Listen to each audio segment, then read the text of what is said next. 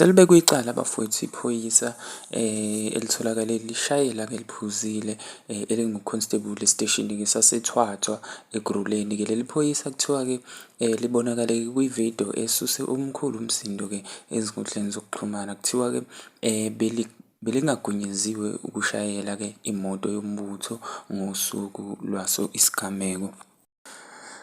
Amaphoyisa-ke aveze ukuthi-ke enze uphenyo mayelana-ke naso lesi sigameko enzela ukuqinisekisa-ke ukuthi-ke leli phoyisa lisebenzela khona-ke esiteshini-ke sakuphi sakhona laphayana-ke eThwathwa lase-ke lithathelwa-ke izinyathelo ngokukhulu ukushesha.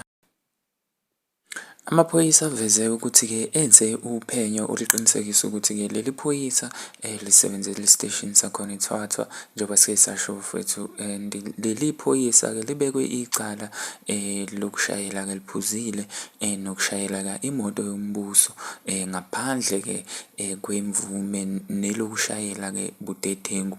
Lizobuye-ke libhekane necala lokuqondiswa izigwegwe emsebenzini ngalokhu kusho yena-ke laphayana uLieutenant Colonel Mavela Masondo ukhulumela wona amaphoyisa akhona eGauteng. Iy'gameko-ke njengalezi sey'vamile ukwenzeka unyaka nonyaka.